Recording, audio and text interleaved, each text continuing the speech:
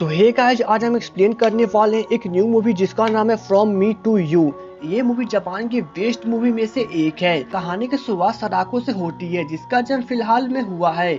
बस जैसे जैसे सदाको बड़ी होती है उसे हॉरर मूवी देखना पसंद चला आता है और इसलिए वो हॉरर मूवी की तरह एक्टिंग करने लगती है, जिसके कारण हर कोई सदाको से डरने लगता है क्योंकि उन्हें लगता है कि सदाको के अंदर कोई भूत है। और सदाको बड़ी भी हो जाती है। बस जब भी सदाको किसी की मदद करने की कोशिश करती है हर कोई उससे डरने लगता है और वो उससे दूर भाग जाता है। एक दिन सदाको जब अपने स्कूल जा रही थी तो उसकी मुलाकात रास्ते में काजा से होती है। काजा अपना रास्ता भटक चुका था और इसलिए सदाको उसे बताती है कि स्कूल दूसरे साइड में है, जिस पे काजा बहुत खुश हो जाता है और वो उसे थैंक्स कहता है, जिसके बाद वो अपने फ्रेंड के साथ चला जाता है।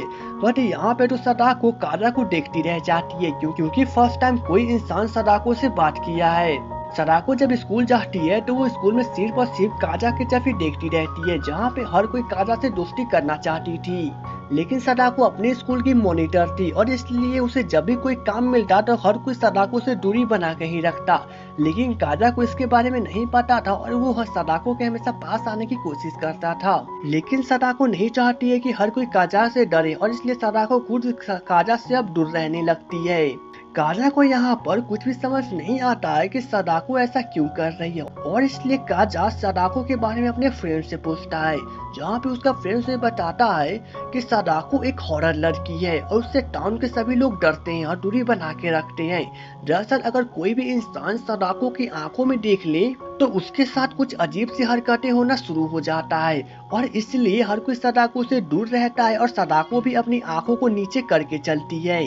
काजा को तो इस पे विश्वास नहीं होता है, लेकिन उसी दिन स्कूल का एक नया लड़का सदाको के पास जाकर उससे आई कांटेक्ट करने की कोशिश करता है क्योंकि उसे ऐसे अफवाह पे विश्वास नहीं था।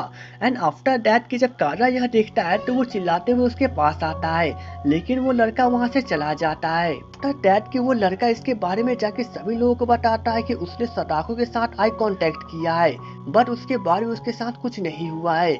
यह जान के तो उसके फ्रेंड्स थोड़े समय के लिए चौंक जाते हैं, बट अचानक से इस लड़के के पेट में दर्द शुरू हो जाता है, जिसके कारण उसके फ्रेंड्स को लगता है कि यह सब सदाको का काला जादू है और वे लोग डर के चले जाते हैं। बट यहाँ पे हमें पता चलता है कि इस लड़के ने एक्सपायर खाना को खा लिया था और इसलिए उसके साथ ऐसा हो रहा है। सेम नाइट जब काजा को इसके बारे में पता चलता है तो वो सदाको के पास आकर उससे बातें करने की कोशिश करता है, बस सदाको भी उससे दूरी बना के रखती है। नेक्स्ट मॉर्निंग इसके बारे में सभी लोगों को पता चल जाता है कि कल रात काजा सदाको से बातें कर रहा था और इसलिए वे सभी काजा के बारे में बातें करने लगते हैं कि कहीं काजा के साथ कुछ उल्टा सीधा ना हो जाए। लेकिन सदाको इस बात को सुन लेती है और उसे बहुत बुरा लगता है। आफ्टर दैट कि जब वो स्कूल से जा रही थी तो काजा उसे फिर से मिलने आता है और वो उसे कहता है कि उसे लोगों को किसी भी बातों पे विश्वास नहीं करना चाहिए।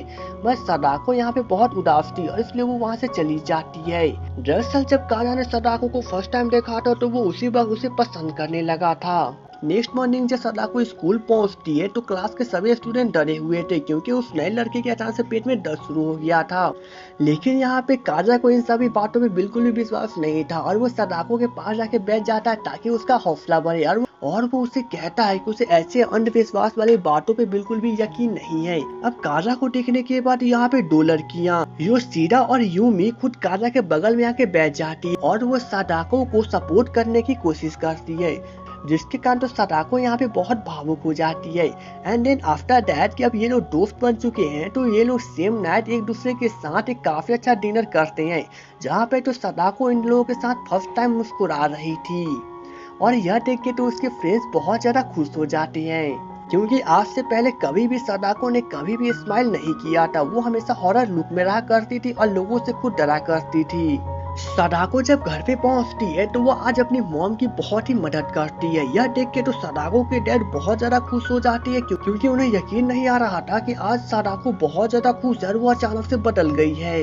अब नेक्स्ट मॉर्निंग से ही सदाको अपने फ्रेंड्स के साथ फुटबॉल खेलना शुरू कर देती है, जहाँ पे अब ये लोग एक दूसरे के साथ बहुत सारी टाइम स्पेंड करते हैं और ये लोग अब एक दूसरे के साथ ही घर पे जाया करते हैं और ऐसे करते करते अब कुछ दिन बीत जाते हैं। एक दिन सदाको जब स्कूल में कचरा फेंकने जाती है तो वो तीन लड़कियों की आपस में बातें करते हुए सुनती है कि उन लोगों को अब सदाको और उसके फ्रेंड्स के ऊपर डर लगने लगा है क्योंकि उन्हें लगता है कि कहीं वे लोग उसके साथ रहेंगे तो उन लोगों के साथ भी कुछ गड़बड़ हो सकता है, जिसके कारण अब यहाँ पे सदाको का सेल्फ कॉन्फिडेंस वहीं पे गिर जाता है। अब स्कूल के छुट्टी के बाद जब उसके फ्रेंड्स उसे घर पे चलने के लिए कहते हैं तो वो अपने फ्रेंड्स को सॉरी बोलती है और खुद अकेली वहाँ से चली जाती है, जिसके कारण तो उसके फ्रेंड्स को कुछ समझ नहीं आ रहा था। अब ऐसे करते करते कुछ दिन बीत जाते हैं, जिसके कारण इसके फ्रेंड्स को भी कुछ समझ नहीं आ रहा था। और एक दिन अब ये दोनों उससे आखिरकार पूछने चले ही जाते हैं, पर सदाको भी उन्हें कुछ नहीं बताती है। सदाको जब अकेली बैठी हुई थी तो काजा उससे मिलने आता है।